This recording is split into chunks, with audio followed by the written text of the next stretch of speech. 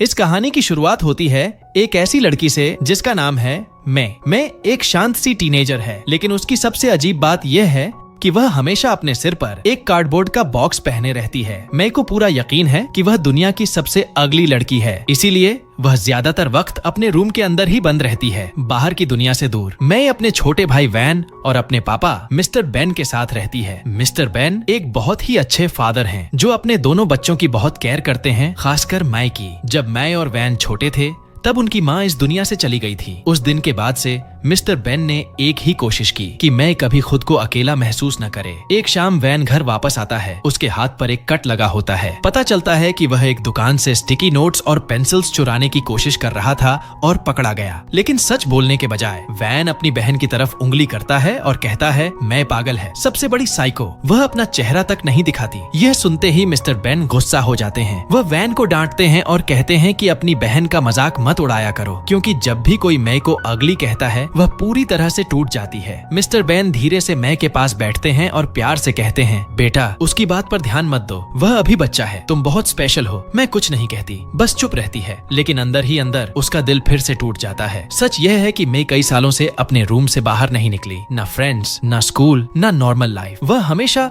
उस cardboard box के पीछे छुपी रहती है, लेकिन अपनी इस लोनलीनेस में उसने एक छोटा सा रास्ता ढूंढ लिया, एक ब्लॉग। इस ब्लॉग का नाम है द अगली डकलिंग क्लब। यहीं पर मैं अपनी कहानी लिखती है, वह कहानी जिसमें बताया गया है कि वह एक दिन अगली गर्ल कैसे बन गई। मैं लिखती है उस दिन के बारे में जब उसकी पूरी लाइफ बदल गई। तब वह सिर्फ 10 साल की थी। उस वक्त मैं बिल्कुल नॉर्मल बच्ची 10 साल की थी। हमेशा हंसती रहती थी, उसके फ्रेंड्स थे, सपने थे, और स्कूल के सबसे पॉपुलर लड़के पर उसका एक छोटा सा क्रश भी था। एक दिन उसने हिम्मत करके सबके सामने उस लड़के को एक छोटा सा गिफ्ट दिया, लेकिन जो हुआ उसने मैं को अंदर से तोड़ दिया। उस लड़के ने गिफ्ट को उठाया और बिना सोचे समझे उसे जमीन पर फेंक दिया। फिर जोर से बोला तुम दुनिया की सबसे अगली लड़की हो, जाकर कचरे के डब्बे में छुप जाओ। पूरी क्लास हंस पड़ी। हर तरफ सिर्फ एक ही आवाज थी, अगली अगली अगली। उस एक पल में मैं की पूरी दुनिया खत्म हो गई। वह रोते हुए घर भागी, अपने रूम में खुद को बंद कर लिया और अपने पापा से कह दिया मैं कभी स्कूल वापस नहीं जाऊंगी। उसने अपने रूम के सारे शीशे तोड़ दिए, क्योंकि वह अपना चेहरा दोबारा कभी देखना नहीं चाहती थी। और उस दिन के बाद से मैंने दुनिया से ही मुंह मोड़ लिया और अपनी पढ़ाई घर से ही कंटिन्यू करने लगी। एक दोपहर मैं अपने रूम में एक बलून के साथ खेल रही होती है। अचानक हवा चलती है और बलून खिड़की से बाहर उड़कर एक पेड़ की शाखाओं में अटक जाता है। बलून लेने के लिए मैं धीरे से घर के बाहर निकलती है। तभी रास्ते से गुजर रहा एक हाई स्कूल का लड़का उसे देखता है और मुस्कुराकर कहता है हे, मदद चाहिए क्या? यह सुनते ही मैं पैनिक हो जाती है। उसे लगता है शायद यह भी बाकी लोगों जैसा ही है, जो हंसेंगे, मजाक उड़ाएंगे। मैं तुरंत अपना चेहरा अपने हाथों से छुपा लेती है, फिर पास में रखी एक शॉपिंग बैग उठाकर उसके पीछे छुप जाती है। और शायद उसी पल मी को पहली बार एहसास होता है, जब उसका चेहरा छुपा होता है तो वह सेफ फील करती है। पहली बार वह बिना डरे बात कर पाती है। पहली बार उसके चेहरे पर एक हल्की सी मुस्कान आ जाती है। और उसी दिन मई ने फैसला कर लिया। उस दिन के बाद मई ने अपना बॉक्स कभी नहीं उतारा। वह बॉक्स सिर्फ एक डब्बा नहीं था, वह उसकी शील्ड बन चुका था, उसकी प्रोटेक्शन, उसकी अकेली तसल्ली। अपने ब्लॉग के जरिए मैं अपनी हर बात लिखने लगी, अपना दर्द, अपने ख्याल, कभी कभी अपनी हंसी भी, क्योंकि वहाँ कोई उसका चेहरा नहीं देख सकता था। यहाँ तक कि उसका भाई वैन भी कभी उसे बिना बॉक्स के नहीं देख पाया। वैन ने कई बार कोशिश की, लेकिन मैं हमेशा उसे रोक देती थी। धीरे धीरे मैं अपनी ही दुनिया में रहने लगी, एक छोटी सी दुनिया जो बॉक्स के पीछे थी। उसके पापा मिस्टर बेन रोज उसे समझाते, मैं बाहर चलो, दुनिया को फिर से देखो, लेकिन मैं सिर्फ सिर हिलाकर मना कर देती। शायद अब वह सिर्फ अपना चेहरा ही नहीं छुपा रही थी, शायद वह अपना दिल भी छुपा रही थी। मिस्टर बेन से यह सब और नहीं देखा जाता। एक दिन वह थके हुए, टूटे हुए मन से एक डॉक्टर के पास जाते हैं और पूछते हैं, डॉक्टर, मेरी बेटी हमेशा अपना चेहरा छुपा के रखती है, क्या यह कोई बीमारी है? क्या इसका इलाज हो सकता है? डॉक्टर प्यार से उनकी तरफ देखता है और कहता है, नहीं मिस्टर बेन, आपकी बेटी बीमार नहीं है, वह सिर्फ एक मेंटल कंडीशन से गुजर रही है। उसे लगता है कि वह दुनिया की सबसे अगली लड़की है और इसी डर ने उसे सबसे अलग कर दिया है। डॉक्टर आगे कहता है, आजकल कई यंग लोग इस फेज से गुजरते हैं। जापान में इसको एक नाम भी दिया गया है, हिकिकोमोरी। इसका मतलब होता है जब बच्चे खुद को दुनिया से पूरी तरह अलग कर लेते हैं, सालों तक किसी से बात नहीं करते और चुपचाप गायब हो जाते हैं। फिर डॉक्टर हल्की सी मुस्कान के साथ कहता है, लेकिन आपकी बेटी का केस इतना सीरियस नहीं है, कम से कम वह अभी भी आपसे बात करती है। आपको उसे धीरे धीरे वापस दुनिया में लाना होगा, नए लोगों से मिलवाना होगा, उसे फिर से जीना सिखाना होगा। मिस्टर बेन गहरी सांस लेते हैं, उनकी आवाज कांप रही होती है। लेकिन डॉक्टर, वह मेरी बात सुनती ही नहीं। जब भी मैं उसे बाहर जाने को कहता हूँ, वह रोने लगती है। डॉक्टर गंभीर हो जाता है। फिर शायद आपको उसे थोड़ा पुश करना पड़ेगा। अगर आपने अभी कुछ नहीं किया तो एक दिन ऐसा आएगा जब वह आपसे बात करना भी बंद कर देगी और फिर वह बिल्कुल अकेली रह जाएगी। उस रात तीनों एक साथ डिनर टेबल पर बैठे होते हैं। माई के सिर पर अभी भी वह बॉक्स होता है। अचानक मिस्टर बेन का सब्र टूट जाता है। वह सख्त आवाज में कहते हैं, माई, अभी के अभी वह बॉक्स उतारो। माई चुप रहती है। मिस्टर बेन गहरी सांस लेते हैं और धीमी आवाज में कहते हैं, तुम्हें एक बात बतानी है, मुझे कैंसर है। माई और वैन दोनों जम से जाते हैं। मिस्टर बेन आगे कहते हैं, मुझे नहीं पता मेरे पास और कितना वक्त बचा है। माई, मैं चाहता हूँ तुम अपनी जिंदगी जियो। मैं चाहता हूँ तुम अपने भाई के साथ स्कूल जाओ। दोनों बच्चे भरोसे के साथ उन्हें देखते हैं। शायद सोच रहे होते हैं कि यह कोई मजाक है, लेकिन मिस्टर बेन की आंखें सच बता रही होती हैं। माई की आंखों में आंसू भर जाते हैं। वह रोने लगती है और कहती है, मैं नहीं जाऊंगी, मुझसे नहीं होगा। लेकिन इस बार मिस्टर बेन पिघलते नहीं हैं। तुम जाओगी माई, अब कोई बहाना नहीं। वैन ने अपने पापा को पहली बार इतना सीरियस देखा था। माई का दिल टूट चुका होता है। गुस्से और दर्द में वह चिल्लाकर कहती है, तुम दुनिया के सबसे बुरे पापा हो। I hate you. ये कहते ही माई भागते हुए अपने रूम में जाती है और बेड पर गिरकर फूट फूट कर रोने लगती है। उसके दिमाग में सोच का तूफान चल रहा होता है। कल क्या होगा? सब हंसेंगे, सब मेरा चेहरा देखेंगे, फिर से अगली कहेंगे। बचपन की वो यादें फिर से उसके दिमाग में गूंजने लगती हैं। वही लड़का, वही शब्द, वही दर्द। अचानक कमरे का दरवाजा धीरे से खुलता है। अंदर वैन खड़ा होता है। उसके हाथ में एक नया बॉक्स होता है। वह हल्की सी मुस्कान के साथ कहता है, हे सिस, शायद अब नए बॉक्स का टाइम आ गया है। स्कूल में ये पहन लेना। मैं उसे देखती रह जाती है, कुछ बोल नहीं पाती। कुछ पल बाद वह चुपचाप सिर हिला देती है। मैं अपना पुराना बॉक्स उतारती है और पहली बार हम उसका चेहरा देखते हैं। और सच ये है, मैं बिल्कुल भी अगली नहीं है। वह सुंदर है, बस अपने दर्द के पीछे छुपी हुई। माई और वैन मिलकर नए बॉक्स को डेकोरेट करते हैं। कई सालों बाद माई के चेहरे पर एक हल्की सी स्माइल आ जाती है। अगली सुबह मिस्टर बेन दोनों को स्कूल छोड़ने ले जाते हैं। माई का दिल जोर जोर से धड़क रहा होता है। वह बुरी तरह से घबरा रही होती है। उसे शांत करने के लिए मिस्टर बेन गाड़ी में एक सॉफ्ट सा गाना चला देते हैं। नया कुछ करने की हिम्मत रखो। माई की आंखों से आंसू बहने लगते हैं। डैड, कल जो मैंने कहा उसके लिए सॉरी। मुझे पता है आप सिर्फ मेरी मदद करना चाहते हो। मिस्टर बेन अपने दर्द को छुपाकर मुस्कुराते हैं। जाओ बेटा, सब ठीक हो जाएगा। माई गाड़ी से उतरती है और धीरे धीरे स्कूल गेट की तरफ बढ़ने लगती है। गाड़ी में बैठे मिस्टर बेन आंसू बहा रहे होते हैं। इसलिए नहीं क्योंकि उसकी बेटी ने उसे नफरत कही थी, बल्कि इसलिए क्योंकि पहली बार वह इतने मजबूत बने थे कि अपनी बेटी को ठीक होने का मौका दे पाए। स्कूल के गेट से जैसे ही मैं अंदर कदम रखती हूँ, हर नजर उसी पर टिक जाती है। कुछ बच्चे फुसफुसाते हैं, देखो ये वही बॉक्स वाली लड़की है। कहीं से हंसने की आवाज आती है। कितनी अजीब है यार, प्रॉपर फ्रीक। माई के हाथ कांपने लगते हैं। सांस तेज हो जाती है। उसे लगता है जैसे सीना फट जाएगा। तभी कोई धीरे से उसका हाथ पकड़ लेता है। माई मुड़कर देखती है। उसके सामने एक लड़का खड़ा होता है जिसके सिर पर हेलमेट होता है। वह मुस्कुराकर कहता है, डरो मत, मैं भी तुम्हारी तरह ही हूँ। मैं भी अपना चेहरा नहीं दिखाता। वह एक छोटा सा कार्ड आगे बढ़ाता है। मेरा नाम मिटन है। मैं घबरा जाती है। 2 कदम पीछे हटकर अचानक भाग जाती है और सीधा जाकर टकरा जाती है स्कूल के सबसे पॉपुलर लड़के से, जीरो और उसके दोस्त माई को घेर लेते हैं। वे हंसी के साथ कहते हैं, आए बॉक्स गर्ल, उतारो ना बॉक्स, हम भी तुम्हारा चेहरा देखना चाहते हैं। मैं बुरी तरह से कांपने लगती है। तभी मिटन आगे आता है। उसकी आवाज गुस्से से भरी होती है, उसे अकेला छोड़ दो। मिटन अपना हेलमेट उतार देता है और सीधा जीरो की आंखों में देखता है।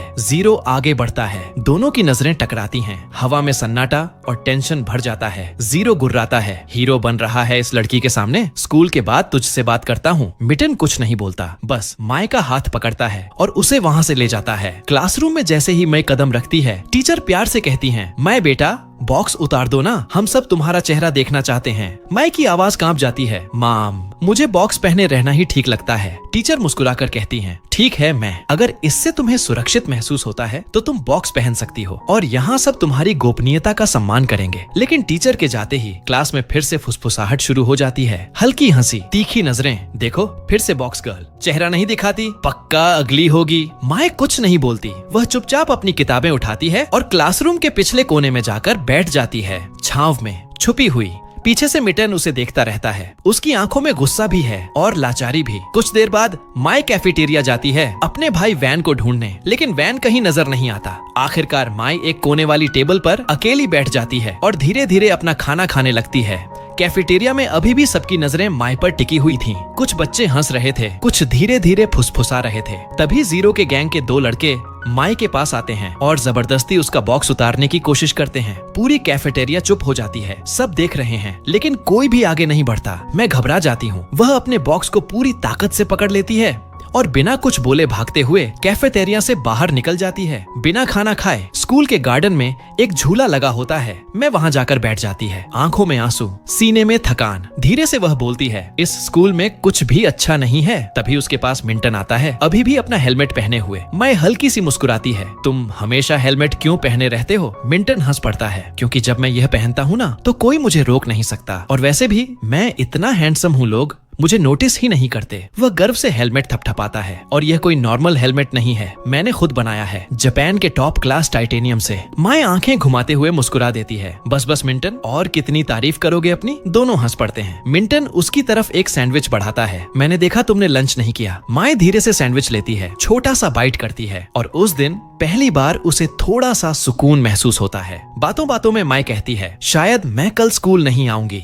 मिंटन अचानक सीरियस हो जाता है, तुम मेरी एक ही फ्रेंड हो, अगर तुम नहीं आई तो मैं बिल्कुल अकेला हो जाऊंगा। मैं चुप हो जाती है। स्कूल के बाद जीरो मिंटन को रोक लेता है। उसकी आंखों में गुस्सा भरा होता है। हीरो, आज किसे बचाओगे? मिंटन शांत नजरों से उसकी तरफ देखता है। मुझे तुमसे डर नहीं लगता, तुम्हारा पूरा गैंग भी नहीं। लड़ाई शुरू हो जाती है। मिंटन एक जोर का पंच मारता है, लेकिन जीरो भी उतनी ही ताकत से वार करता है। इसी बीच माय घर जा रही होती है। दूर से उसे लड़ाई दिख जाती है। तभी पुलिस की सायरन बजने लगती है। सब लोग इधर उधर भागने लगते हैं। जीरो की नजर माय पर पड़ती है। वह गुस्से में माय को पकड़ लेता है और उसे खींच लेता है और फिर जीरो जबरदस्ती माय का बॉक्स उतार देता है। एक पल के लिए उसकी सांस रुक जाती है। उसके सामने कोई अगली लड़की नहीं होती, बल्कि एक बेहद खूबसूरत लड़की होती है। जीरो कुछ पल तक बस उसे देखता रह जाता है, लेकिन माय के अंदर पुराना डर वापस आ जाता है। वही आवाजें, वही हंसना, वही मजाक। और अचानक माय बेहोश हो जाती है। जब माय आंखें खोलती है, वह हॉस्पिटल रूम में होती है। पास में मिस्टर बेन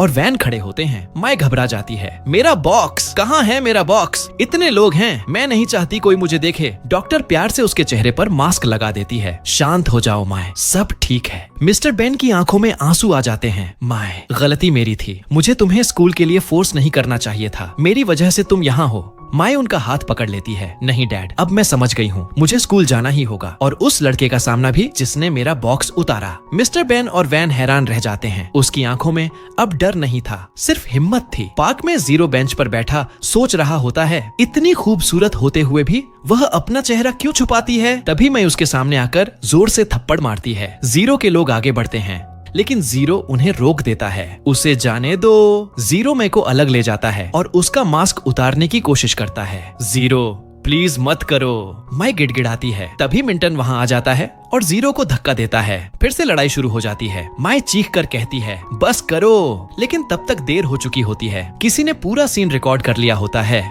और वीडियो इंटरनेट पर आ चुकी होती है। बॉक्स हेड गर्ल के लिए 2 हैंडसम लड़कों की फाइट। कुछ ही घंटों में वीडियो वायरल हो जाती है। पूरी स्कूल में माय फेमस हो जाती है, लेकिन उसके लिए यह फेम भी एक नई सजा होती है। थक कर वह कहती है, मैं पहले ही अपनी जिंदगी से लड़ रही हूँ और मुश्किल मत बनाओ। मिंटन धीरे से कहता है, मैं बस तुम्हारी मदद करना चाहता था। जीरो हंसकर बोलता है, मुझे पता है तुम उसे पसंद करते हो। मिंटन शर्मा जाता है, और अगर करता हूँ तो तुम्हें प्रॉब्लम क्यों है? जीरो तंज करता है, क्योंकि वह तुम्हारे लायक नहीं है। माय को चक्कर आने लगता है। मिंटन उसे संभाल लेता है, गोदी में उठाता है और वहाँ से ले जाता है। उसके बाद माय खुद को रूम में बंद कर लेती है। मिस्टर बेन दरवाजे के बाहर खड़े होकर बोलते हैं, प्लीज बेटा दरवाजा खोलो। कोई जवाब नहीं। तभी बाहर से आवाज आती है, मिस्टर बेन कृपया दरवाजा खोलिए। बाहर जीरो खड़ा होता है, आंखों में पछतावा। मुझे अपनी गलती का एहसास हो गया है, मैं से माफी मांगना चाहता हूँ। मिस्टर बेन गुस्से में कहते हैं, बहुत देर हो चुकी है, उसने अपने आप को तुम्हारी वजह से बंद कर लिया है। जीरो कुछ नहीं बोलता, बस सिर झुका देता है। अगली सुबह मिंटन माई के घर आता है। वैन से कहता है, मेरे पास एक आइडिया है। वह माई के कमरे के बाहर बैठकर बोलता है, माय मैं हूँ, प्लीज दरवाजा खोलो। थोड़ी देर बाद दरवाजा खुलता है। मैं मास्क पहने हुए बाहर आती है और फिर हंस पड़ती है। मिंटन के सिर पर डक का बॉक्स होता है। देखो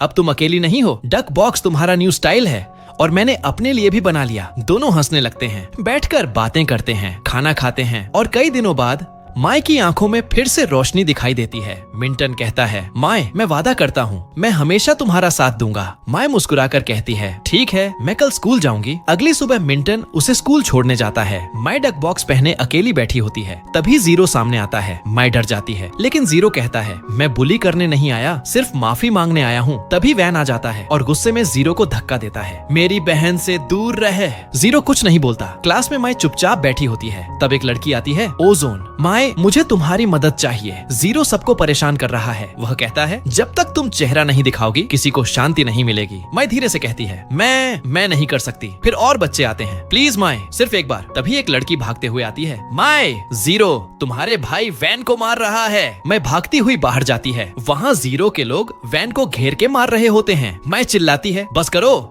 सब रुक जाते हैं। माय जीरो की तरफ देखती है। जीरो ये सब क्यों? जीरो कहता है, क्योंकि मैं ऐसा ही हूँ और ऐसा ही रहूंगा। फिर धीरे से बोलता है, माय सिर्फ एक बार बॉक्स उतार दो, आज के बाद मैं किसी को परेशान नहीं करूंगा। माय कांप जाती है। सबकी नजरें उस पर होती हैं। धीरे धीरे वह अपना बॉक्स उतारती है और उस पल पूरा स्कूल जैसे रुक जाता है। कोई कुछ नहीं बोलता। सब उसकी खूबसूरती को देखकर हैरान रह जाते हैं। माय रोने लगती है और मिंटन से लिपट जाती है। सबने मेरा चेहरा देख लिया।